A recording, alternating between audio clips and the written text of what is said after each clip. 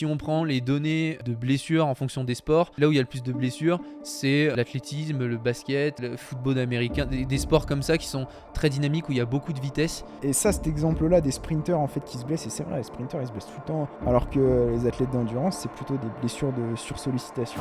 Des fois, ils peuvent partir avec 20 sujets dans l'étude et au final, à la fin, il n'y en a plus que 10 parce qu'ils avaient tellement mal au cours du protocole qu'ils ne pouvaient pas le mener jusqu'au bout. C'est des protocoles de bourrin. C'est infâme comme protocole. En fait, non, pendant l'exo, ça me fait rien. Par contre, je sens que la sensibilité augmente le lendemain. Et là, c'est déjà un red flag.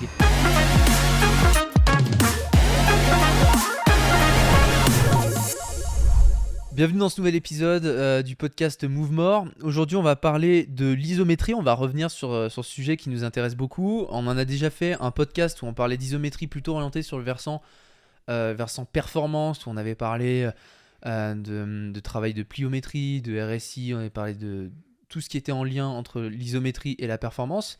Maintenant, on va parler plutôt de l'aspect réathlétisation, de l'utilisation qu'on peut avoir de l'isométrie en lien avec le but de retourner au sport après qu'on se soit blessé.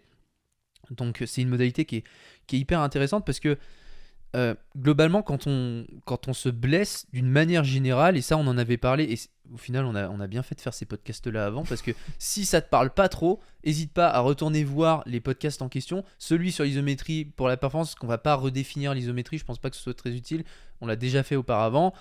Pareil, le podcast sur la notion de capacité de contrainte, je pense qui permettra peut-être de comprendre un petit peu mieux le concept de blessure. Voilà, ce qu'il faut se rappeler, parce que tu vois, chaque podcast a son importance, parce qu'au final, là, on va prendre des notions dont on a déjà parlé auparavant pour que tu comprennes. Les blessures, d'une manière générale, dépendent de cette équation entre la capacité et la contrainte, et donc, généralement, tu vas pas te blesser sur de l'isométrie. Tu vois, tu vas pas te blesser sur quelque chose de très lent ou carrément sans mouvement comme l'isométrie. C'est la plupart du temps dans le sport, tu te blesses sur des... Il y a plusieurs facteurs, bien entendu, mais souvent c'est parce que t'en fais trop ou parce que t'en fais trop de quelque chose de trop intense. Et souvent des choses qui sont très dynamiques. Et les choses qui sont les plus intenses, c'est les choses les plus dynamiques. Si on prend les données de blessures en fonction des sports, là où il y a le plus de blessures, c'est l'athlétisme, le basket, le football américain, des sports comme ça qui sont très dynamiques, où il y a beaucoup de vitesse, Accélération, où il y a beaucoup de pliométrie, des grandes contraintes excentriques très, très rapides, des contraintes excentriques supramaximales rapides. C'est là où on se blesse le plus. Par rapport à ce qu'on... Et c'est contraire à ce que, d'une manière générale, la population générale peut croire, à la muscu ou en powerlifting, haltérophilie, des sports comme ça, où on se dit tiens, je me blesserai beaucoup plus si je soulève des charges lourdes, etc. On se blesse beaucoup moins dans ces sports-là, parce qu'on est sur des choses qui sont plus lentes. Et on se rend compte que tu te blesses beaucoup moins sur des choses qui sont lentes, même si c'est intense. Donc globalement, on se dit que la blessure, ça a lieu la plupart du temps sur des modalités très dynamiques, très rapides dans le sport. Pas toujours, bien sûr, mais souvent c'est ça. Et quand tu te blesses, qu'est-ce que tu ne peux plus faire du fait que tu as mal ? C'est surtout ces choses-là. Quand tu te blesses, que ce soit une lésion ligamentaire, une lésion musculaire, une lésion tendineuse ou autre, tu vas surtout être limité sur le fait d'exprimer des mouvements de grande amplitude, avec de la vitesse, etc. Et c'est ça qui est limite le plus intense. Ça, c'est important de le rappeler. Comme quoi, limite, déjà faire un sprint, ça peut créer beaucoup plus de contraintes mécaniques que faire un Romanian deadlift super lourd, contrairement à ce qu'on pourrait croire. Parce que là, pareil, c'est un petit aparté, mais petit rappel de base, mais la force mécanique, en physique, c'est la masse fois l'accélération, donc forcément, plus il y a d'accélération, plus tu produis de force, et donc les contraintes sont beaucoup plus importantes. Puis si en plus tu mets ça en relation par rapport, et on en avait parlé dans le podcast sur la capacité à la contrainte, avec les organisations purement articulaires et mécaniques, si tu contrains en plus les muscles sur des grandes longueurs musculaires ou quoi, tu rajoutes encore plus de contraintes, tu rajoutes encore... à ajouter ça avec la vitesse, l'accélération, etc., en fait, les contraintes subies par le muscle sont assez exponentielles, et c'est là, généralement, où tu crées la blessure, que ce soit au niveau musculaire ou que ce soit au niveau tendineux, quoi. Et donc le but de notre réathlétisation, ça va être évidemment, on a perdu ça, on s'est blessé, on a mal, on a perdu de la fonction musculaire, articulaire, tendineuse, quelle qu'elle soit. ça va dépendre évidemment de la blessure dont on parle, mais le but de la réathlétisation, ça va d'être non seulement de revenir. Alors il y a plusieurs notions, après il y a la notion de return, tu sais, les return to play, les return to performance. Ouais. Il y a le retour au terrain, il y a le retour au jeu, le retour à la performance, mais moi je vois plutôt ça comme le but, c'est pas de revenir au même niveau qu'on avait avant, simplement c'est de devenir même encore meilleur que ce qu'on était, parce que globalement on se serait pas blessé. Enfin, le niveau, quelque part tu te dis mon niveau de capacité que j'avais était insuffisant, sinon je me serais pas blessé. Donc il faut que je retrouve non seulement le niveau que j'avais avant, mais même mieux. Il faut que je développe des capacités qui soient encore meilleures.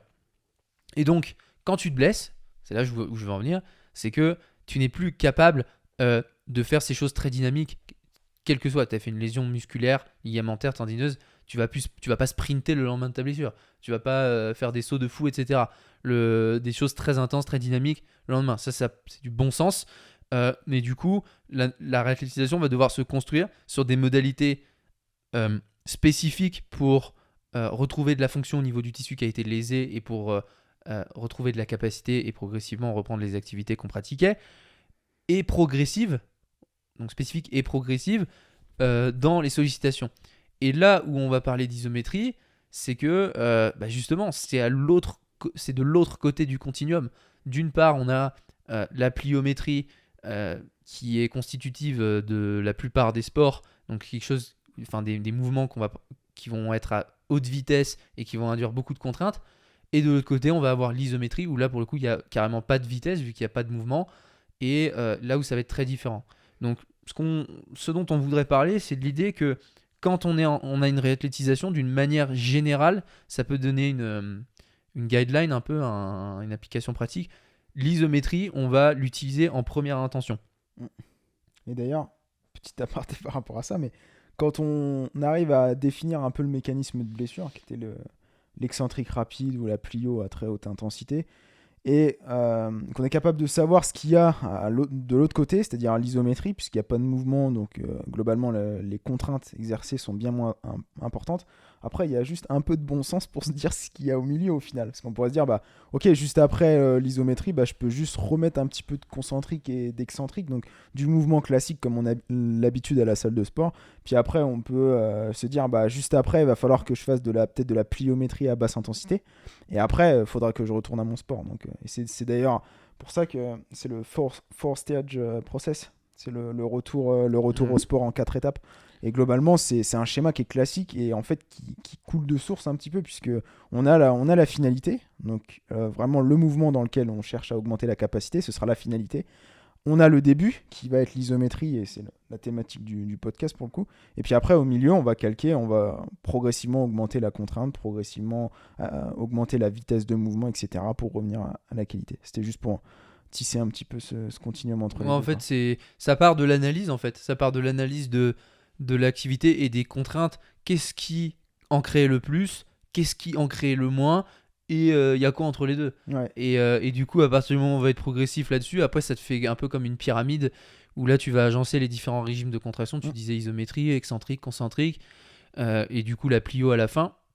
Après, évidemment, bon là on va pas parler de ça, mais ça c'est une erreur que j'ai pu faire par le passé ou qu'on fait, c'est de se dire segmenter. C'est de segmenter en fait. Ouais, c'est de se dire ah tiens, la plio elle vient nécessairement beaucoup plus tard. Mais c'est bien d'avoir un cadre, tu vois. Voilà, ça permet de mieux comprendre, mais au final aujourd'hui, tu vois, avant j'aurais pu me dire tiens, tu fais de l'iso, après tu fais du travail excentrique concentrique, après on va prendre un exemple très simple, une tendinopathie d'Achille, qui est l'exemple de tendinopathie le plus courant.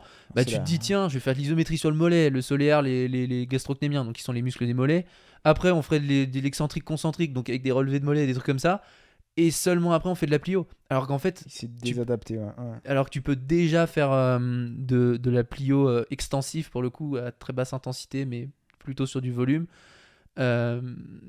assez tôt au final dans la réathlétisation, et tu peux limite mêler la pliométrie avec l'isométrie.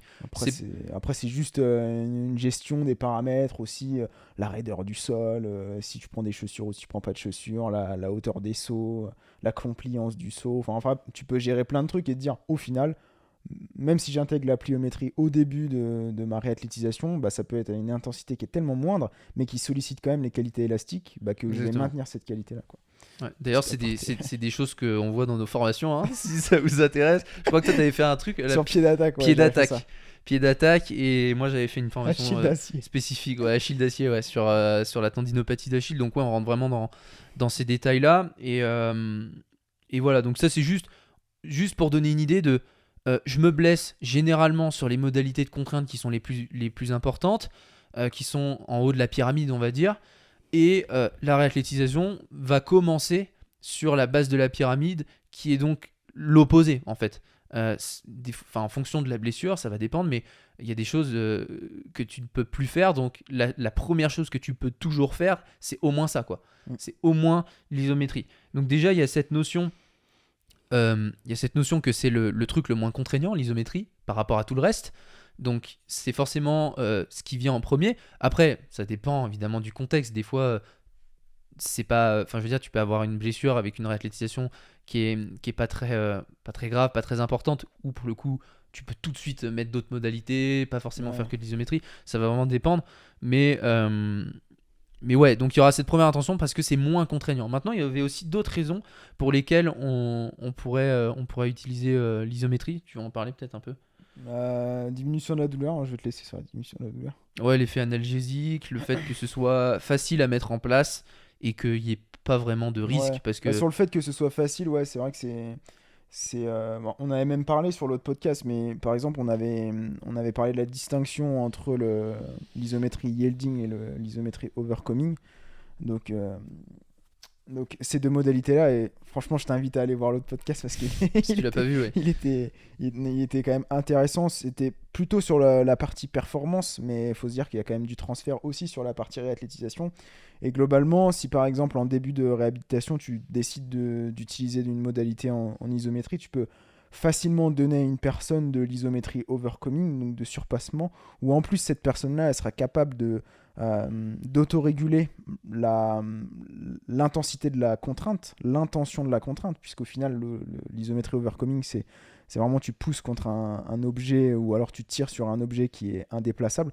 Donc globalement, ça, c'est un avantage de l'ISO sur le début de la réathlétisation, c'est que tu peux gérer toi-même l'intention et l'intensité, donc toujours être euh, sous comment. Soit un Enfin, seuil de douleur ouais, ou. sous un seuil de douleur ou dans une perception qui reste bonne de l'intensité. Et ça c'est hyper bien à mettre en place. Après, c'est super facile. L'isométrie overcoming, tu peux en faire quasi partout. Si tu as un minimum inventif, tu peux assez facilement augmenter l'intention. Et puis, il y a très peu de demandes techniques. C'est-à-dire que la personne, elle n'a pas besoin de faire du concentrique excentrique. Et au début, c'est hyper bien de pouvoir le faire de manière régulière. Donc, journalière et aussi dans des conditions qui sont faciles à mettre en place. Et après, effectivement, tu as le bénéfice de la diminution de la douleur. De l'analgésie, ouais. Alors là, c'est assez spécifique. En tout cas, les papiers, la littérature scientifique est assez spécifique sur les tendinopathies, il me semble. Surtout la tendinopathie patellaire en plus. Ouais. Ouais, Après, mais le reste, c'est peut-être moins vrai sur des, Achille, ouais. sur des, je sais pas, des lésions ligamentaires, sur des, Ouais. des lésions musculaires ou autres. Maintenant, le principe reste le même, mais l'idée, c'est que il y a une analgésie de l'isométrie. L'analgésie, c'est quoi? C'est la réduction de la douleur, parce qu'il y a une différence, tu sais, entre antalgie et analgésie. Il me semble que l'analgésie, c'est quand tu réduis la douleur directement au niveau du cerveau, alors qu'un l'antalgie, c'est plutôt au niveau périphérique. Ok. Là où je crois, on va dire que par exemple, c'est quand ton médecin il te prescrit par exemple des anti-inflammatoires et que ça va réduire l'inflammation au niveau périphérique, là où il y a une lésion, on va dire effet antalgique et pas analgésique parce que ça va réduire la douleur Ouais, ok. à la périphérie. Je crois que c'est ça, hein.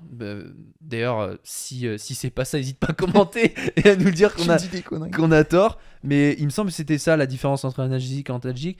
Et donc, l'analgésie, c'est vraiment on va réduire la douleur directement en inhibant des choses au niveau du cerveau. Et en fait, l'isométrie, c'est hyper intéressant parce que, en tout cas, sur les tendinopathies, sur le reste, soit on manque assez de données encore aujourd'hui, je pense qu'on sait pas trop. Mais en tout cas, sur les tendinopathies, ça permet de réduire la douleur à court terme pour plusieurs raisons en fait. La première raison, c'est parce que l'effort que tu vas produire à travers l'isométrie va te permettre de produire en fait des opioïdes endogènes qui sont des substances antidouleurs directement que tu produis au niveau du cerveau. Il va y avoir une diminution de la sensibilité centrale parce qu'en fait ton système nerveux, on va pas rentrer dans les détails de la douleur parce que c'est un phénomène qui est très complexe. On pourrait d'ailleurs en faire peut-être à l'avenir d'autres podcasts, tellement il y aurait de choses à dire là-dessus. Mais la douleur qui est un phénomène très complexe qui ne dépend pas forcément d'une lésion au niveau d'un tissu, mais qui peut s'exprimer. La douleur, c'est une expérience que le cerveau produit et qui va dépendre de plein de paramètres. Il faut se dire qu'en fait, ton système nerveux, il intègre plein de signaux qui vont activer, inhiber, et il fait un peu la synthèse de tout ça pour produire ou non un signal de douleur.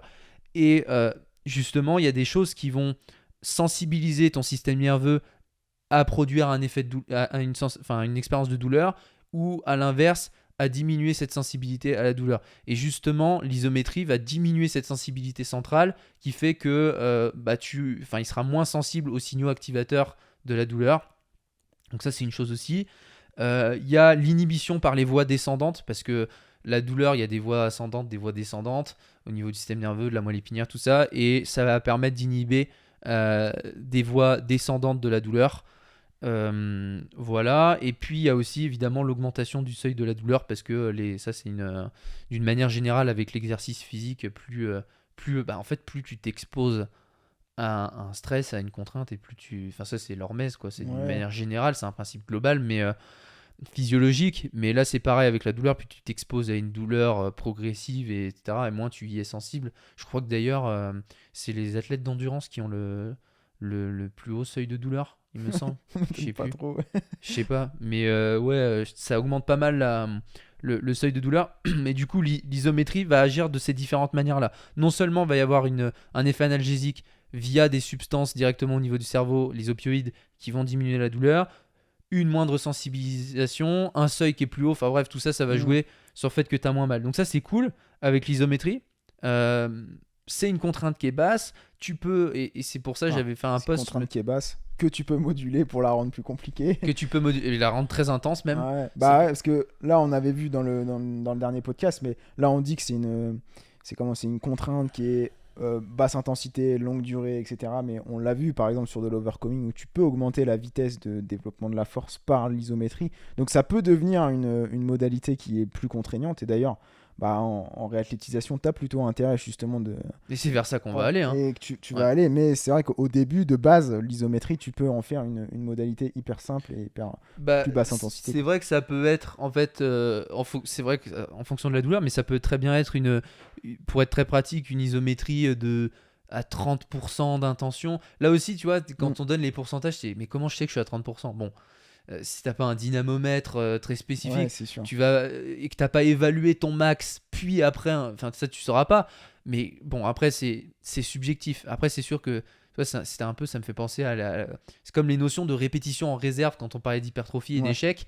Si t'as jamais été à l'échec, comment tu veux savoir les reps en réserve? De la même manière, c'est vrai que pour estimer un pourcentage d'un max que tu n'as jamais testé en termes d'intention, tu vois, t'as jamais vécu ce que c'est qu'une isométrie maximale. C'est compliqué d'estimer après moins. Mais bon, l'idée c'est de se dire pas très intense. Admettons, tu commences à 30% d'intensité maximale, ou d'intention de ce que tu peux produire si on est sur de l'overcoming, et peut-être à des longues durées, plus d'une minute de maintien.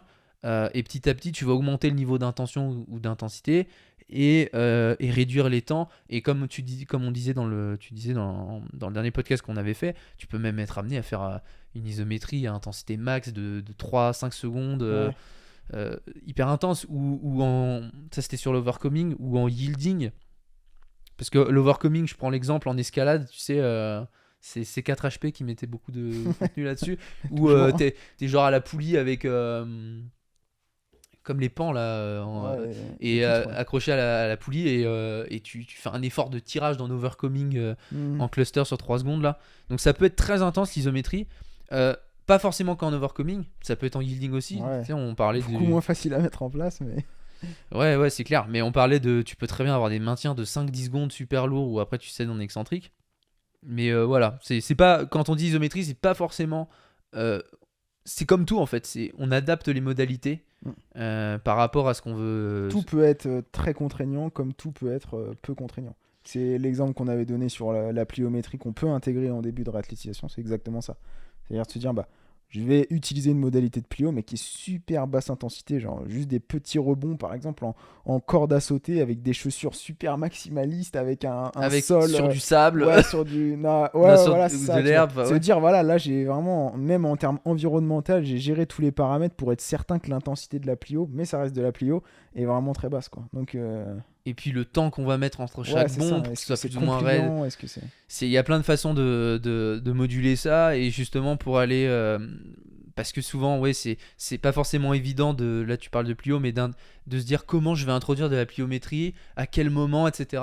Alors qu'en fait, tu peux très vite, très tôt l'intégrer, si comme tu dis, tu joues sur l'environnement, sur les chaussures que tu portes, et plein d'autres paramètres qui vont minimiser l'intensité. Pour l'isométrie, bah c'est pareil en fait. Tu peux vraiment régresser, tout comme tu peux progresser. Tu peux trouver une modalité qui soit stimulante par rapport au niveau où tu en es. Alors par contre, en termes de stimulation et la gestion de la douleur, moi ce que j'aime, ça c'est un truc hyper important, mais c'est la règle des 3 douleurs. Moi je parle beaucoup de ça, mais la règle des 3 douleurs où en fait idéalement tu vas pas dépasser 2 à 3 sur 10 de douleur pendant ton effort, et par contre tu vas pas tolérer non plus d'une augmentation de douleur après ta séance et le lendemain de ta séance. Donc surtout le lendemain, parce que des fois tu as des athlètes qui ont eu l'expérience de tellement de douleur sur les précédents mois ou même les années que 5 sur 10 ça devient un peu le quotidien, tu vois.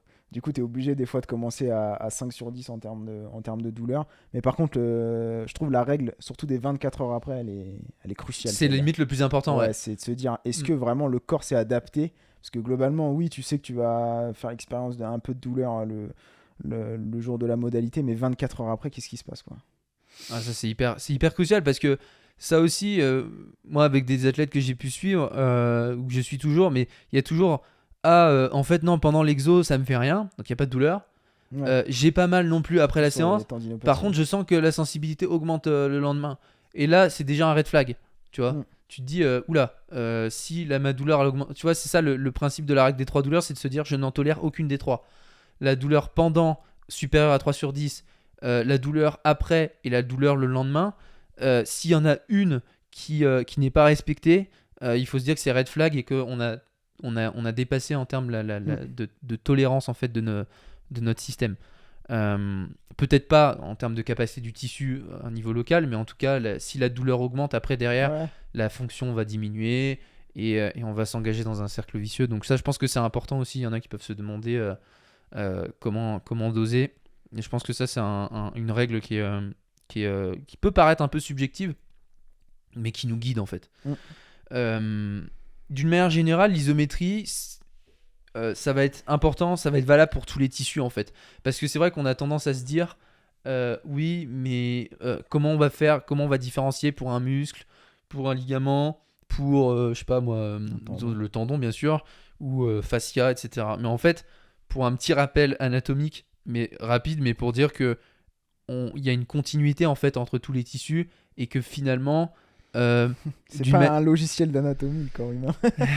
Non, mais d'une manière générale, moi j'aime bien voir ça, mais si tu t'intéresses, tu vois que les capsules articulaires au niveau des articulations qui sont les plus mobiles, les articulations synoviales, tu prends la hanche, au niveau sacro-iliaque, tu prends au niveau entre chaque vertèbre, l'épaule, enfin tu prends toutes les capsules. En fait, elles sont reliées par des tissus conjonctifs qui vont se prolonger à partir de là. Tu prends la hanche, il y a des tissus conjonctifs. Tu prends la bandelette iliotibiale. Bon, là, qui est à un niveau plus superficiel, mais vu que le petit fessier est rattaché à la capsule, etc. Enfin, il y a des connexions en fait, et ta hanche va être reliée à ton genou, qui va être reliée à ta cheville, à ton pied, etc. Et il y a cette notion de chaîne cinétique et de continuité tissulaire où en fait, c'est difficile de vraiment segmenter les choses, parce que tu prends un tendon, on dit oui, il y a le tendon, après il y a le muscle. Mais en fait, le tendon, il s'arrête pas à la jonction entre le muscle et le tendon.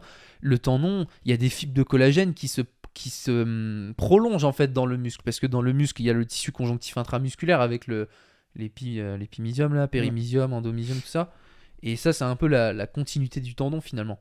Et donc globalement, quel que soit le tissu sur lequel tu cherches à créer une adaptation dans ta réathlétisation, l'isométrie aura un sens, quoi. Tu vois, que ce soit une lésion musculaire, une lésion tendineuse. Et donc voilà, je voulais juste rappeler ça. Et maintenant, je pense qu'on va peut-être faire un petit focus sur les tendinopathies, parce qu'il y a pas mal de choses à dire là-dessus, avec la notion notamment de stress shielding. Ouais. Alors là... tu vas en parler un petit peu? Ouais. Alors, déjà, c'est bien que t'aies rappelé le truc juste avant. Mais globalement, quand tu appliques une contrainte sur un muscle, peu importe. D'ailleurs, ouais, comme tu disais, tous les tissus s'adaptent. Et c'est pour ça, par exemple, que on a tendance à dire oui, la pliométrie augmente la raideur des tendons, machin. Mais au final, si tu prends par exemple des athlètes qui font majoritairement de l'entraînement en résistance dans les salles de sport, tu t'observes qu'ils ont aussi des tendons qui sont hypertrophiés, etc. Donc ça veut dire que globalement, même si le bodybuilder s'intéresse à l'hypertrophie d'un muscle, ça va aussi se transférer sur l'hypertrophie des tendons, etc. Donc c'est bien qu'il y ait une notion de continuité. Pour revenir par rapport au côté réathlétisation, quand on utilise une modalité ISO en début, il y a aussi une raison pour laquelle on utilise ça et pas une autre modalité, et c'est le concept de stress shielding et de stress relaxation aussi. Globalement, le tendon, si tu le contrains, donc, il est fait pour absorber des charges qui sont tensibles, donc dans la direction des fibres de collagène et dans la direction du tendon. Et si tu contrains un tendon de manière assez rapide, il a une stratégie pour limiter la contrainte et pour limiter que la surface lésée du tendon, parce que pour rappel, quand tu as une tendinopathie, tu commences à léser une partie du tendon, et lui, il a une stratégie pour limiter la contrainte, et en fait, la contrainte va passer autour de la zone lésée. Et ce que tu dois retenir ici, c'est que plus une charge est appliquée avec des temps brefs, et plus on va avoir cette notion de stress shielding qui va rentrer en compte. Nous, ce qui est important, en tout cas en début de réhabilitation, c'est de se dire il faut utiliser des modalités qui arrivent à cibler la zone lésée, parce que on ne sait pas réellement si on est capable de reconstruire du tissu tendineux, mais ça doit quand même rester un objectif. Et l'objectif, du coup, c'est de passer au milieu de la surface lésée et d'opter pour une contrainte qui va éviter le stress shielding. Et du coup, l'isométrie, c'est une des modalités qui permet de limiter ce stress shielding et qui permet du coup à la contrainte d'être distribuée au sein de la surface lésée. Et notamment l'isométrie sur de la longue durée, donc des durées de 20 jusqu'à 45 voire 1 minute, sur des temps sous tension qui sont assez élevés, sur des intensités qui sont basses, voire moyennes. Peut-être que tu veux sur le stress relaxation, non ? Ouais, je vais revenir sur ces notions de stress shielding, de stress relaxation, et peut-être faire un petit rappel sur les tendinopathies, parce que on pourrait vite se dire que ouais, quand j'ai une tendinopathie, c'est que je dégrade mon tendon. Oui. Oui, non, tu as capté ce que je veux dire, mais juste, je rappelle un petit peu je pense le truc le plus simple à expliquer, c'est le modèle de Cook, le continuum, Cook et Purdam. En fait, quand tu as une tendinopathie, il n'y a pas forcément de dégradation au sein du tendon. Sur les stades avancés. C'est parce que c'est vrai que là, on pourrait tout de suite se dire, ok, si j'ai mal au tendon, c'est que je me suis dégradé le tendon, et relier le phénomène de douleur directement à une dégradation structurelle et tissulaire, ce qui n'est pas forcément le cas. Alors, ça peut être le cas, mais le modèle de Cook et Purdam, c'est l'idée qu'il y a 3 stades en fait de développement de la tendinopathie. Le premier qui est le tendon réactif. Après, il y a le tendon en guérison ratée, là, tendon disrepair, je crois que c'est ça en anglais. Et le tendon dégénéré à la fin, qui est à la limite de la, le stade avancé, à la limite de la rupture, qui est le stade final, la rupture d'un tendon. Même si la rupture d'un tendon peut être faite aussi sur des tendons qui sont pas dégénératifs.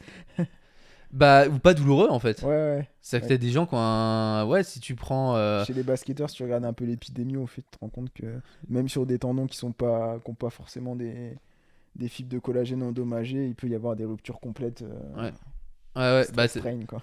ouais, et puis même, où je crois, tu regardes des volleyeurs, ils ont. C'est aussi ça, en fait, les dégradations limites du tendon peuvent être liées à la performance parce Mm. que Ah dans oui, tous oui. les cas, tu vois, en volley où tu sautes beaucoup et tu as une grosse sollicitation, par exemple, du tendon patellaire, donc au niveau du genou, tu as forcément des dégradations structurelles du tendon, au niveau des fibres de collagène, tout ça, mais c'est pas forcément douloureux. Et en fait, si tu fais IRM sur Mm. les athlètes, tu te rends compte que la plupart, ils ont des dégradations au niveau du tendon, mais qui sont ultra performants et Ouais. que ils sont au meilleur niveau et qui sont pas mal et que c'est pas forcément quelque chose de grave. Gilles Cook qui disait les tendinopathies rotuliennes, ça se mérite. Ça se mérite, ouais. Ouais, c'est clair. Non, c'est-à-dire que généralement, c'est très rare chez un sédentaire d'avoir une tendinopathie patellaire parce que il faut quand même appliquer énormément de contraintes et potentiellement en fait adapter énormément aussi le tendon parce que les contraintes, c'est pas toujours négatif. Mais du coup, c'est souvent chez ce public-là où on observe les tendinopathies patellaires. Et elle disait du coup, ouais, les tendinopathies patellaires, ça se mérite. Ouais, parce il y a souvent une difficulté à différencier la tendinopathie patellaire du syndrome fémoro-patellaire, là, du Oui, syndrome ouais. rotulien, alors que c'est plutôt celui-là Mm. qui touche beaucoup plus la population générale, on va dire, et que, ouais, comme tu dis, ça se mérite, entre guillemets, et qu'il y a Oui, très peu de gens qui ont vraiment sarcastique. une tendinopathie patellaire, parce que il faudrait faire beaucoup de sauts, créer Mm. une grosse intensité sur le tendon. Mais ouais, donc il faut, juste pour s'écarter un peu de cette idée que une tendinopathie, c'est nécessairement... euh, tu vois, quand on se dit tendinopathie, déjà, c'est pas tendinite, là aussi on en a pas parlé, mais parce qu'on dit tout le temps Mm. tendinite dans le langage courant, où le suffixe it, c'est inflammation, alors qu'il n'y a pas forcément d'inflammation dans le tendon, même relativement peu, ça dépend au stade. Par exemple, le premier stade qui est le tendon réactif, là, il peut y en avoir. Mm. Euh, voilà, après, c'est pour ça qu'on parle pas de tendinite, mais plutôt de tendinopathie. Et on peut se dire, oui, tendinopathie, ça veut dire pathologie du tendon. Donc il y a un problème avec le tendon, donc il y a une dégradation, il y a un truc, c'est pour ça que j'ai mal. Pas forcément. Maintenant, tu vois, tu prends par exemple le tendon réactif qui est le premier stade. Là, c'est pas les fibres de collagène du tendon en lui-même qui sont dégradées, ce serait plutôt a priori la matrice Mm. interfasciculaire. Donc en gros, une sorte de gel, tu vois, D'accord. une matière qui est un peu gélatineuse, qui est entre les fibres de collagène, parce qu'il faut se rappeler que le tendon, c'est genre des fibres de collagène qui sont rassemblées par paquets. Imagine-toi qu'une fibre de collagène c'est comme un cheveu et que quand tu prends tes cheveux comme ça, c'est comme si tu avais un faisceau de fibres donc où tu as plein de cheveux quoi du coup. Et entre ça, entre tes fibres de collagène, tu vas avoir cette matrice qu'on appelle interfasciculaire qui est donc entre les fascicules. Et ça, par contre, cette matrice, elle n'est pas vraiment constituée de fibres de collagène et tout Mm. ça, elle est plutôt constituée de beaucoup de cellules. Et elle est très sensible à l'inflammation pour le coup. C'est la première, je crois que c'est la première structure qui se dégrade dans le tendon. C'est pour ça que quand on est au premier stade au tendon réactif, il n'y a pas vraiment de dégradation dans le tendon, mais par contre on peut avoir mal. Et ça d'ailleurs dans le modèle de Cook et Purdam, ils disent que sur une tendinopathie, il faut limite, tu sais, quand tu es au stade 1, plutôt que de chercher... Et c'est là un peu la controverse, c'est que je me dis par rapport à l'isométrie, c'est quand je suis au stade 1, est-ce que je dois faire de l'isométrie ou juste rien faire, tu sais, Ouais. te reposer. Parce qu'il y a des avis divergents là-dessus en mode, bah non, j'ai mal, enfin après, il faut savoir, il faut pouvoir déterminer si tu es au stade 1 ou autre, donc ça, Oui. faut quand même avoir de l'imagerie ou quoi, faut pour l'évaluer. Parce que quand t'as mal à ton tendon, tu peux pas dire, ah ok, je suis au stade 1, je suis au stade 2, t'en sais rien en fait. Mhm. Parce que comme on disait, t'en as qui sont peut-être au stade de tendon dégénéré, ils ont pas de Ouais. douleur, ils le savent même pas. Alors que t'en as qui ont super mal au tendon et qui peuvent très bien être au stade 1 où il n'y a rien, le tendon à l'IRM il apparaît bien, mais par contre ils ont super mal. Ouais. Donc ouais, il faudrait pouvoir évaluer ça. Après, ça dépend de... Tu vois, pour moi, c'est aussi en fonction du contexte, quoi. T'as un athlète qui vient de faire 10 jours non-stop d'une activité et puis il te dit qu'il a mal. Ben, le lendemain, tu vas pas lui mettre de... Enfin, moi, en tout cas, moi, je lui mettrais pas de l'iso le lendemain, tu vois. Bah, Faut juste il soit ouais, tranquille voilà, quoi. c'est... Ouais, voilà. Et puis après, on verra plus tard s'il y a besoin de réintégrer de la modalité, mais... par contre, si t'as une personne qui a pas fait de sport depuis je sais pas combien de temps, qui est à moitié sédentaire et qui dit... qui a fait, je sais pas, 2 heures de je sais pas quoi, de jardinage et puis qu'elle a mal au tendon patellaire, voilà, tu peux lui dire peut-être que tu vas commencer très rapidement les modalités type ISO, mais encore une fois, ça dépend, ça dépend du contexte global, quoi. Ouais, dans le sens où s'il y a une augmentation rapide du volume dans l'activité, enfin dans le sport qui est pratiqué, c'est ça. ça sera peut-être quelque chose de plus aigu et qui serait lié au volume, et du coup là on serait plus sur un tendon réactif. Ouais. À l'inverse, une vraie tendinopathie où il y a le donut, là où en gros il y a un trou. En fait c'est ça, en fait ça apparaît comme ça à l'imagerie. Quand une tendinopathie vraiment avancée où il y a une dégradation qui est importante, va littéralement y avoir un trou dans le tendon avec vraiment ce qu'on appelle une apoptose, donc qui est la mort des cellules au niveau des les ténocytes qui sont les cellules des tendons, et donc il y a vraiment comme une forme de nécrose un peu, il y a une mort en fait du tendon et tu te retrouves avec un trou.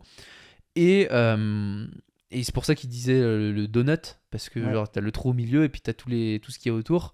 Treat the donut. Ouais, not the hole. Ouais, il y a plusieurs. Et encore, ça a été. Il y avait plusieurs écoles sur est-ce qu'il faut essayer comment dire, d'envoyer de la contrainte mécanique au niveau de là où il y a le trou. Enfin, c'est pas vraiment un trou. C'est pas en mode il y a plus rien. Ouais. C'est surtout qu'il y a des cellules qui sont dégradées, enfin des fibres de collagène qui sont dégradées et des cellules qui ne répondent plus aux contraintes mécaniques. Les ténocytes qui deviennent arrondis, tu sais, qui sont plus dans les cellules n'ont plus leur forme, comment on dit, flat shaped, une forme plate et longiligne allongée, mais ils deviennent ronds, gros, petits, tu vois. Et ça pose problème. Donc il y a cette école en fait où est-ce qu'il faudrait treat the hole? Non, treat the donut, not the hole. Ah oui. Traiter le tour autour de ce qu'il y a autour du trou. Traiter le donut, pas le trou. Ouais. Ou le trou, le milieu du donut, là où c'est problématique. Et ça, alors, pour le coup, je crois que le treat the donut, c'est plutôt l'opinion de Jill Cook. Et Hall, c'est Keith Barr. Et le Hall, c'est Keith Barr. En fait, là, tout à l'heure, je parlais de stress shielding. Mais en fait, le stress shielding, du coup, c'est traiter le trou aussi. Parce que du coup, tu essaies de faire passer la contrainte à l'intérieur de... C'est le fait qu'il y ait le trou, ouais. Ouais, c'est ça. Donc, le stress shielding, c'est t'évites le trou. En fait, le tendon trouve une stratégie pour limiter la contrainte et pas passer au travers de la surface lésée. Et du coup, le stress relaxation, on va le voir après, mais c'est passer à travers la contrainte. Après, j'ai envie de dire, ça, c'est des écoles de théorie, mais au final, quand toi, tu fais une modalité isométrie en début de réathlétisation, que ça répare le trou ou que ça renforce le donut, franchement, tu t'en fous, quoi. Ce qui compte, c'est que t'es moins mal et que le but, c'est d'augmenter la fonction, de retourner à ton sport et de pas avoir de douleur. Et après, le reste, c'est un peu des débats théoriques, quoi. mais pour revenir... c'est intéressant quand même de savoir si c'est l'un ou si c'est l'autre, mais pour l'instant... Il y a un peu des deux. C'est clair, parce que la plupart du temps, c'est vrai que quand tu travailles avec un athlète et qu'il y a une tendinopathie, il va pas forcément faire un IRM pré, post. Puis en fait, je pense même il s'en fiche. Enfin, tu vois, tu lui dis est-ce que tu préfères rogner ta performance et avoir un beau tendon ou alors avoir un tendon pas ouf mais une performance optimale sans douleur? Et il choisit la 2 à tous les coups. Surtout quand tu commences à comprendre que l'état structurel n'est pas lié à la fonction nécessairement et que voilà, tu t'en fous de... De toute façon, tu prends les athlètes, c'est paradoxe, mais tu prends les athlètes au meilleur niveau, il y en a une bonne partie qui ont des tendons dégradés, quoi. Et pourtant ils performent très bien, ils ont pas mal, mais voilà, ça c'est le raccourci de se dire tiens, si j'ai mal c'est que je suis forcément déglingué, alors que pas forcément vrai. Je voulais revenir sur cette notion de stress shielding parce que en anglais le shielding, c'est shield, c'est le bouclier, et c'est un peu comme si ton corps il mettait en place une stratégie de protection pour faire un bouclier face au stress, face à la contrainte mécanique. Et du coup l'idée c'est que quand tu dégrades ton tendon, en fait, tu as des cellules qui deviennent arrondies et elles, au lieu de capter la force, parce que tu vois, souvent, quand on parle de force qui est captée, tu sais, ça nous fait penser à l'hypertrophie, c'est du muscle, parce que souvent, quand on parle d'adaptation structurelle, c'est toujours le muscle, c'est l'adaptation, c'est l'hypertrophie du muscle. On envoie du stress, de la tension mécanique sur le muscle, il capte la force, mécanotransduction, il s'adapte. mTOR et compagnie, on en a parlé dans les précédents podcasts, et il y a synthèse de nouvelles protéines musculaires. Mais c'est vrai aussi pour les autres tissus, c'est vrai pour le tendon, c'est vrai pour les ligaments, etc. Il capte la force et il y a aussi... Là, pour le coup, pas une synthèse de protéines musculaires, mais de protéines conjonctives et de fibres de collagène et tout ça. Et c'est le même principe. Il y a le principe de mécanotransduction où les forces mécaniques qui sont envoyées sur le tissu sont converties donc en signal chimique, physiologique, et du coup, derrière, cascade, cascade physiologique, et puis ce qui aboutit à des réactions comme ça.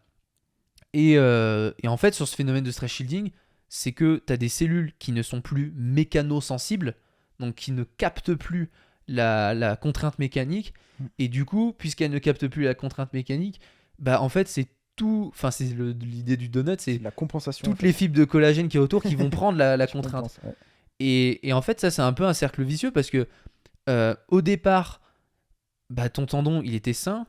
Après, il y a ce trou qui se forme où certaines fibres ne prennent plus la contrainte. Mais du coup, par compensation, c'est celles qui sont autour qui vont tout prendre. Donc après, potentiellement, tu vas sursolliciter celles qui sont autour. Et c'est comme ça que tu peux avancer dans les stades de la tendinopathie et que ça peut être de pire en pire. Et du coup, il y a Keith Barr, qui est un des plus grands experts sur la notion des tendinopathies, avec, on en parlait, Jill Cook, il y a Ebony Rio, il y a d'autres experts, j'ai pas forcément tous les noms en tête tout de suite, mais c'est un peu les plus grands experts qui produisent énormément de travaux là-dessus et d'articles. Et Keith Barr, lui, il croit vraiment, puis d'ailleurs, il l'a montré d'ailleurs avec des articles, que même si malheureusement c'est à trop faible échelle, je crois, c'est des case studies, enfin des études de cas ou sur vraiment des échantillons puis très faibles. Des fois, il est sur du microscopique, tu vois.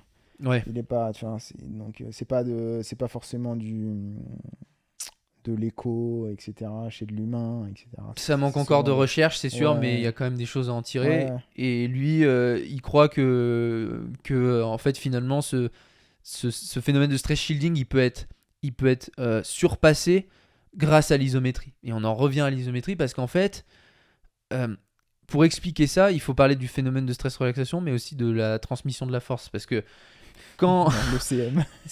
c'est compliqué, mais en gros, quand tu produis de la force avec tes muscles, mais ton tendon, il est à l'extrémité du muscle, mais quand tu fais de l'isométrie, en fait, donc tu tiens une position, par exemple, supposons tu fais la chaise contre le mur, truc classique pour les quadriceps, enfin pour les genoux.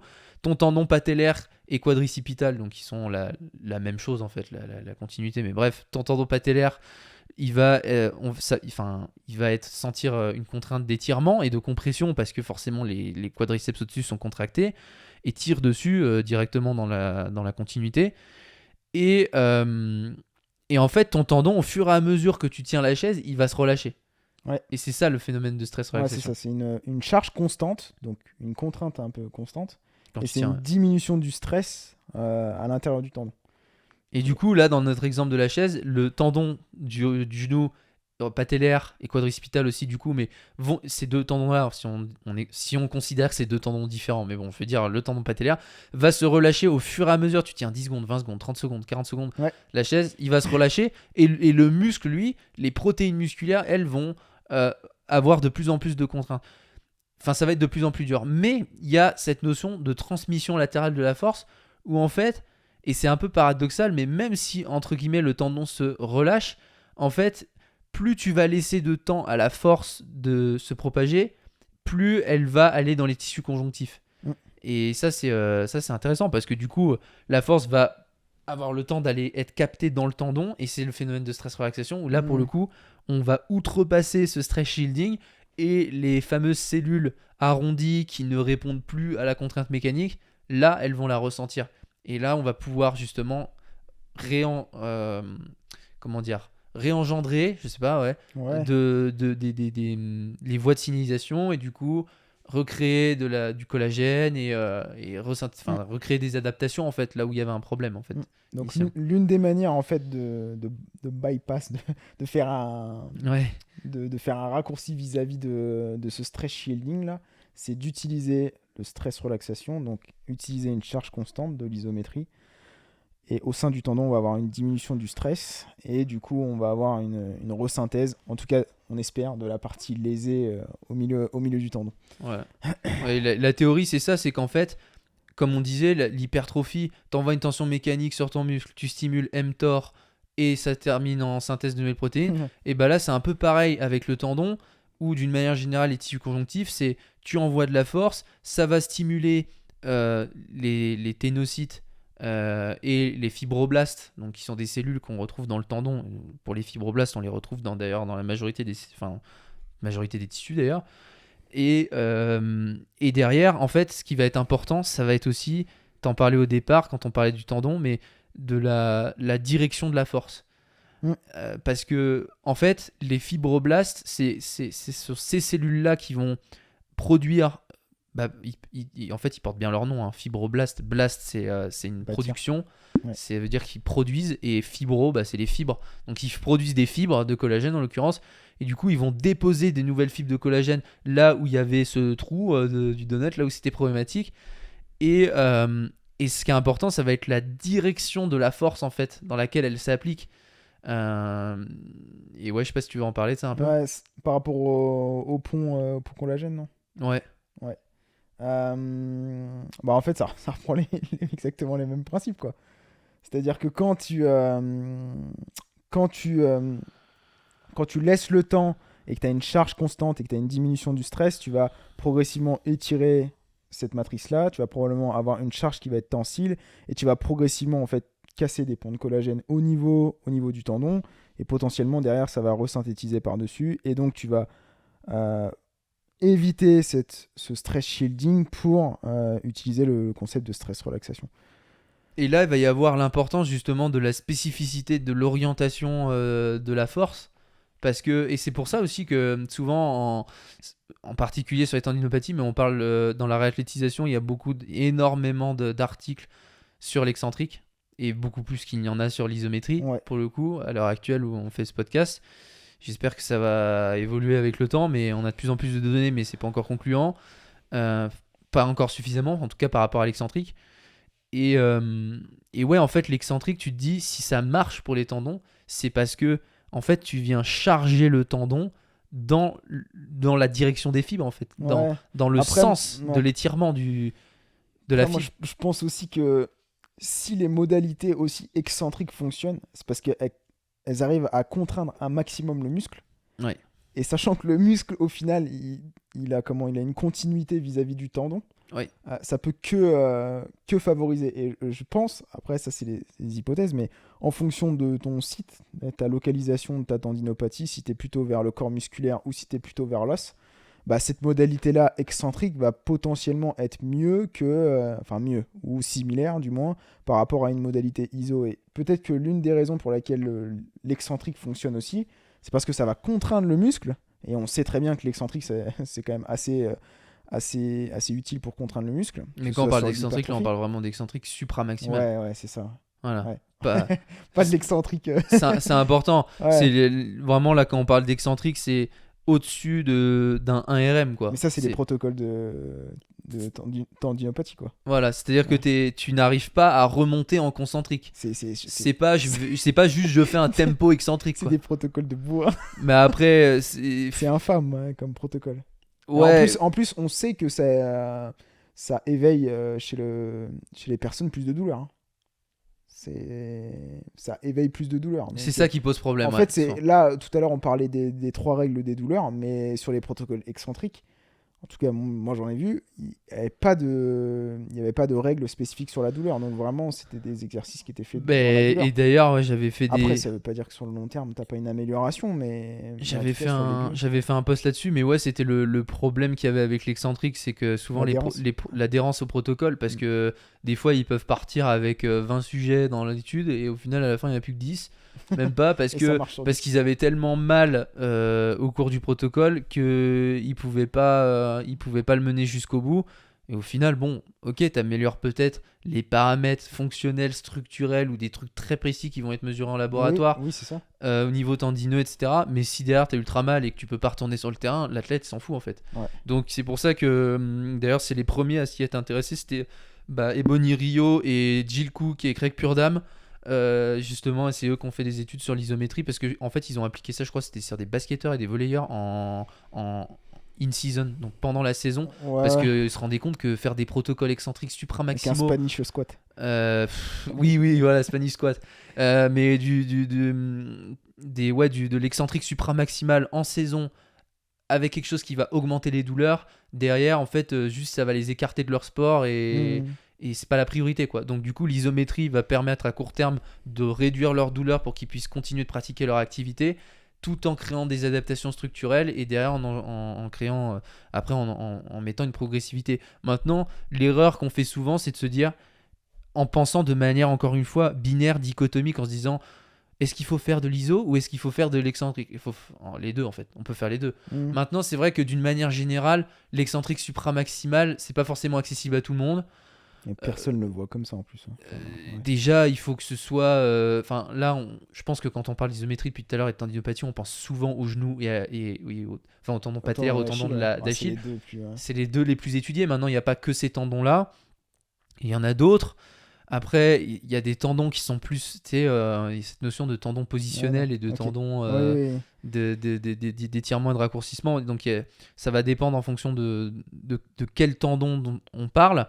Mais c'est pas forcément facile à mettre en place, quoi, tu vois, genre la plupart, tu prends la réalité du terrain, c'est que moi je me souviens quand je travaillais avec une équipe de handball, t'es au bord du terrain, t'as aucun matos, enfin tu vois, ça peut arriver, suivant, après si t'es vraiment au plus haut niveau, que t'as en fonction du contexte du travail, mais si t'as pas le matériel, tu peux pas faire du supra maximal, tu vois. C'est pas applicable sur le terrain. Je veux dire, c'est bien en laboratoire sur des dynamomètres isocinétiques ou parce qu'ils ont les leg extensions pour chaque athlète, il y en a plein, tu vois. Et du coup, tu mets en supramaximal, mais concrètement sur le terrain, c'est difficile à appliquer. Donc, souvent, l'excentrique a un sens évidemment, mais je pense que c'est pas forcément nécessaire, tu vois. Et que tu peux. Moi, je dis jamais. Supramax, jamais. Jamais. Et pourtant, c'est ce que les études, là où il y a le plus de preuves, c'est là-dessus. Hein. C'est même d'un point de vue purement. Mais c'est pas technique. C'est pas facile à mettre en place. Voilà, d'un point de vue purement technique, si tu veux faciliter, par exemple, moi je suis plutôt, en tout cas en début de réathlé, j'adopte plutôt la fréquence, tu vois. Je me dis, j'aimerais que la personne en fasse pas non plus énormément, mais qu'elle en fasse assez souvent. Comme ça, tu resensibilises et puis tu passes cette période un peu réfractaire où tu n'as plus d'adaptation. Puis après, voilà, tu as des pics d'adaptation comme ça. Mais va faire ça avec de l'excentrique supramaximal. Bah non, tu peux pas. Tu peux pas. Impossible. Donc, ouais, encore une fois. Peut-être qu'on peut revenir vite fait sur les protocoles qu'ils avaient mis en place, justement, sur le Spanish, là. Juste en termes de série et de. Je crois que c'était 5 x 45 secondes. Ouais, c'était ça. 5 x 45 30 à 45 secondes, je crois. À 70% MVIC. Donc, en termes d'intensité, c'est lourd. Mais c'est quasiment à l'échec. Enfin, c'est dur. C'est dur à maintenir. Pour rappel, le MVIC, c'est en anglais, c'est Maximal Voluntary Isometric Contraction. C'est la force donc, c'est la contraction maximale isométrique volontaire. Concrètement, c'est, admettons, on te prend un dynamomètre pour mesurer la force que tu arrives à produire. Tu vois, c'est comme si, tu sais, t'as une poignée que tu serres et plus tu serres fort, plus tu vois que tu as des newtons, tu vois. C'est la même idée. Là, sauf que tu vas peut-être faire ça sur ton quadriceps ou autre chose. Bref. Et on va mesurer la force que tu arrives à produire au max. Donc vraiment, tu forces le max. Et ton 100%, ce sera donc ta contraction, ton MVIC. Et après, on te dit, ok, maintenant, on va te mettre une charge qui vaut 70% de ton max. Et tu te tiens. Voilà. Donc là, c'est l'isométrie yielding pour le coup. Et tu tiens 45 secondes. Et tu fais 5 séries comme ça. Je crois que c'était le protocole, c'était ça. Mais ça, pareil, c'est à nuancer. Parce qu'en début de réhabilitation... en début de réathlétisation, bien sûr que même 70%, ça peut être contraignant. Et du coup, tu peux aussi te permettre, et c'est pour ça que sur de l'isométrie overcoming, quand toi, tu vas gérer ton intention, tu pourras être probablement sous 70%, parce que ça commence à être... Ouais, il faut pas en fait prendre à la lettre, parce qu'effectivement, il y a des preuves là-dessus dans la littérature, mais déjà, il y a plusieurs limites, parce que je sais que les études, elles sont sur très peu de sujets. Il y a peu d'études et puis après par exemple ils ont fait un 60, ils en avaient fait un sur un 70%, je sais pas si c'était avec les basketteurs, mais le Spanish squat, je sais pas s'ils ont des moyens forcément d'être capables de vraiment estimer la contrainte du 70%, tu vois. Spanish squat, c'est un exercice et on mettra une photo au début, mais c'est juste une chaise en gros où on a juste un support au niveau du mollet. Mais c'est clair, et il y a des infos qui manquent en fait, parce que quand toi tu es sur le terrain et que tu n'as pas la même possibilité de mesurer ta contraction maximale isométrique volontaire, en fait tu te dis ok, je dois tenir 45 secondes, mais en fait je dois avoir combien, si on parle, tu vois, si on revient un peu sur ces notions qui sont souvent définies, j'allais pas dire quasi exclusivement par rapport à l'hypertrophie, mais les notions de rep en réserve, là c'est le temps en réserve en fait. Tu te dis ok, je tiens 45 secondes, mais j'ai 1 minute sous le pied ou j'ai 10 secondes, tu vois. Ça aussi, c'est pas encore très clair et je pense qu'il faudrait que ce soit étudié. Ça, peut-être la proximité de l'échec sur l'isométrie par rapport au tendon. Enfin, il manque des choses. Mais ouais, le protocole, c'était ça. Après, il y a plusieurs protocoles. Je sais qu'il y a eu d'autres études qui ont été faites où là, il faisait des trucs de 3 secondes, mais fois je sais pas combien de dizaines de séries. Ou à l'inverse, moins intense, mais plus long et pas sur 45 secondes. Donc ça va vraiment dépendre. Mais ouais, ce qui compte, ce qu'il faut retenir, c'est le principe. C'est si t'as trop mal pour faire 45 secondes, 70%, bah tu peux très bien faire 1 minute ou 1 minute 15, 1 minute 30 et beaucoup moins intense. Donc c'est l'idée qu'il faut retenir. Dernier truc sur lequel je voulais revenir, c'est la jonction myotendineuse. Tu veux en parler ? L'influence de l'isométrie sur la jonction myotendineuse. Alors, déjà, il faut juste rappeler ce que c'est qu'un tendon un petit peu et où est-ce que ça s'insère. Globalement, un tendon, ça va relier un muscle à un os. Okay, ça va relier une structure qui est plutôt compliante, qui est le muscle, à une structure qui est plutôt raide, qui est l'os. Et du coup, tout à l'heure, on parlait de continuum entre les deux, c'est-à-dire forcément que le muscle il va partager un peu de matériel, entre guillemets, avec le tendon, et le tendon va partager un peu de matériel avec l'os.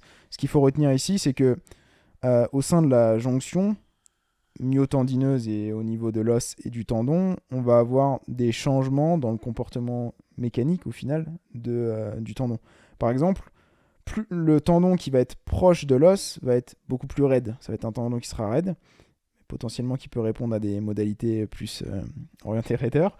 Et sur l'autre côté du tendon, on va avoir une surface qui va être beaucoup plus compliante. Et c'est là où on se dit, au final, ça veut dire que mon tendon, il a besoin non seulement des exercices qui sollicitent plus de la raideur, donc peut-être avec des taux de charge ou des vitesses de charge plus importantes, mais il a aussi besoin d'exercices assez lourds qui sollicitent le muscle pour justement essayer de gérer les deux. Et aussi potentiellement, et là il y a un papier de Vasboren, je crois, sur le déséquilibre, en tout cas entre la force du tendon et la force du muscle. Mais tout ça pour dire qu'en fait, il faut gérer les deux modalités. Il ne faut pas se dire faut que je fasse que des sauts ou que je fasse que du renforcement au niveau musculaire. En fait, il faut combiner les deux, il faut orchestrer les deux, quoi. C'est là que le tendon, comme tu dis, il est fascinant parce que c'est un tissu qui est hybride en fait, à la fois structurellement mais fonctionnellement, parce que il doit à la fois matcher les contraintes de l'os mais du muscle, et donc parce que comme on disait en fait, il y a cette jonction myotendineuse où tu as l'impression qu'il y a une cassure directe entre le muscle et l'os. Quand tu regardes, quand tu t'intéresses à la jonction myotendineuse, tu as les protéines musculaires, ça fait comme, je crois ils appellent ça des invaginations, pour créer plus de surface de contact, un mismatch entre les deux. Mais en fait, t'as les fibres de collagène qui viennent s'entrelacer comme ça avec les fibres musculaires. Mais ce que je disais tout à l'heure dans la continuité, c'est qu'après, le tendon, il s'arrête pas là, il se prolonge dans le périmysium, etc. Donc il y a une continuité dans le tissu conjonctif intramusculaire. Mais bref, globalement, il y a cette continuité jusqu'à l'autre tendon, jusqu'à l'autre os, etc. Mais le tendon, il doit être, comme tu dis, plus compliant du côté du muscle et plus raide du côté de l'os, parce que le tendon, ça devient de l'os après. Genre, le tendon, il est majoritairement fait de collagène de type 1, mais plus tu te rapproches de l'os, plus il y a cette lentèse, donc qui est la jonction entre le tendon et l'os, où là, il va y avoir, il commence à y avoir un peu de, comment t'appelles ça, les cristaux, les hydroxyapatites de calcium, là. Tu commences à avoir des composants qu'il y a dans l'os, et toujours du collagène de type 1, mais il commence à y avoir des composants de l'os. En fait, on parle de fibrocartilage, puis de l'os. Donc en fait, c'est continu, il y a une continuité structurelle directe. Et du coup, c'est ça qui est compliqué avec le tendon, c'est qu'il faut qu'il soit raide et qu'il soit compliant en même temps. Pour ceux à qui ça parle pas, la raideur, c'est la résistance à la déformation du tendon, en fait. C'est-à-dire quand tu tires dessus, quelle force il faut que tu mettes pour qu'il se déforme, pour qu'il s'étire, quoi, concrètement. Et ça, je crois, c'était on revient rapidement, mais la relation stress-strain, on mettra le graphique, où en fait, c'est concrètement quelle force tu mets, le stress, pour qu'il y ait une déformation du tendon. Le strain, c'est la contrainte, donc en gros, la déformation. Donc en gros, quelle force tu mets, et c'est globalement une relation assez linéaire. En fait, naturellement, les fibres de collagène dans le tendon, elles sont crimp. En anglais, je crois, en gros, ça forme un peu comme des vagues, elles sont relâchées. tu les mets sous tension quand tu mets un peu de contrainte dessus, mais plus la contrainte est importante dessus, plus il se déforme. Et en gros, la raideur, c'est la résistance à cette déformation, c'est la pente de la courbe en fait. Mm. Et du coup, plus la raideur est faible, plus t'es compliant. C'est l'inverse de la... Ouais, c'est ça. Et petite notion par rapport à ça pour vraiment expliquer que faut quand même cultiver les deux, la compliance et la raideur. Si tu prends les sprinters se claquent jamais de tendon. Ils se claquent jamais de tendon. Par contre, ils se font beaucoup de blessures au niveau des ischio-jambiers, etc. C'est-à-dire musculaire. qu'en gros, le tendon, il tire tellement, il est tellement raide que en fait, c'est la portion musculaire qui prend. Et à l'inverse, si tu observes des athlètes d'endurance, ils se font toujours des tendinopathies et très peu de blessures musculaires. Bah parce que c'est l'inverse en fait. Donc c'est bien qu'à un moment donné, au niveau de cette jonction myotendineuse, il y a deux comportements qui sont un peu différents, mais Opposé en fait. faut cultiver les deux. Et ça, cet exemple-là des sprinters en fait qui se blessent, et c'est vrai, les sprinters ils se blessent tout le temps, ils se claquent les ischio-jambiers et tout, alors que les athlètes d'endurance, c'est plutôt des blessures de sursollicitation, sur de la répétition. Ils manquent de capacité Ouais. tendineuse, mais ils ont Ouais, une c'est bonne ça. capacité musculaire. Mm. C'est ça qui est assez fou, parce qu'il faut à la fois...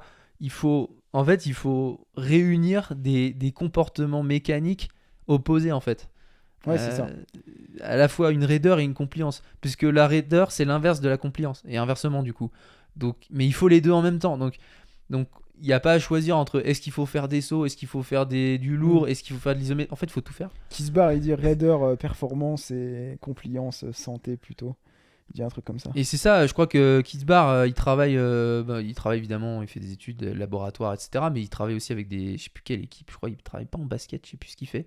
Mais il travaille avec des athlètes à haut niveau quand même. Et je sais qu'il met en place à l'échauffement, il met de l'isométrie yielding longue. Tu sais, par exemple, pour le tendon patellaire, il met Ouais. une fente, un split squat en isométrie long, tu vois, pour le stress relaxation, plutôt pour le côté compliance et pour compenser toute la raideur qu'ils ont dans leur sport, tu vois, avec les Ouais. sauts, etc. Donc je pense qu'il faut faire les deux, il faut être vraiment sur les deux versants. Et en fonction du sport qu'on pratique, en fait, si on se dit qu'il y a un côté santé, un côté performance, il faut aller à l'opposé de ce qui est la performance Ouais. dans notre sport, en fait, pour compenser, en fait, en Mm. quelque sorte. Et petite aparté par rapport à ça. J'ai l'impression qu'il y a plus d'aparté que de cordes. Ouais, Non, mais des fois, on dit, ouais, on essaie de trouver des raisons assez complexes pour expliquer pourquoi le renforcement est positif pour la limitation des risques de blessure. Et au final, tu pourrais te dire, juste ce qui permet de limiter les risques de blessure, c'est que tu es exposé à des magnitudes, donc des quantités de charge, mais aussi sur des tensions et des temps sous tension qui sont bien différents de ce dont tu as l'habitude. Et juste une exposition différente, en fait, ça augmente ta capacité. Mais il n'y a pas besoin d'aller forcément chercher plus loin. Et pour moi aussi, je pense que tu augmentes peut-être un peu plus la compliance avec des temps sous tension qui sont plus longs, avec des charges qui sont plus importantes, et le corps s'adapte en conséquence, et il se dit, ah bah, je vais m'adapter un petit peu plus. Et c'est juste ça, en fait, qui fait que tu limites le risque dans ton activité. C'est-à-dire que tu es juste en train de contraster un peu toute la raideur que tu as dans ton activité avec un peu de compliance, puis voilà quoi. Bah, c'est bien intéressant tout ça. Hein.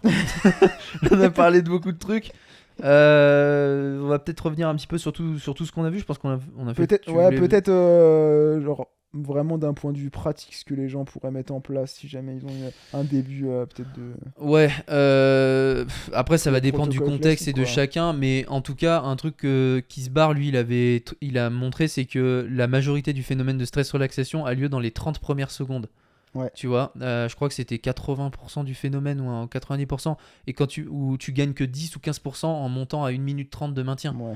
Tu vois, donc en fait, tu te dis, si tu vois ça un peu en mode loi de Pareto, en mode je fais le moins qui me permet d'avoir le plus de gains, tu te dis, bah déjà, commencer par des séries de 30 secondes, Ce qui est déjà bien. c'est déjà bien pour des adaptations structurelles. Maintenant, il faut prendre aussi en compte la douleur, il y a plein de choses à prendre en compte parce que souvent au début tu vas peut-être faire des trucs bien plus longs que 30 secondes. Moi j'ai tendance à faire plutôt de plus d'une minute, même plus d'une minute et à des intensités beaucoup plus basses, que ce soit, ça dépend, ça va être en overcoming ou en yielding, ça peut dépendre, il y a plusieurs choses qui peuvent jouer là-dessus. Mais ouais, et au fur et à mesure réduire les temps sous tension et augmenter l'intensité. Et après là ce qui va être intéressant c'est que tu vas pouvoir aller chercher des qualités d'hypertrophie où là on va se dire tiens, non seulement je tenais longtemps à basse intensité pour ne pas avoir mal et j'étais loin de l'échec, Donc là, on est plutôt vraiment dans une adaptation purement structurelle au niveau du tendon ou quoi, ou du tissu qui a une problématique.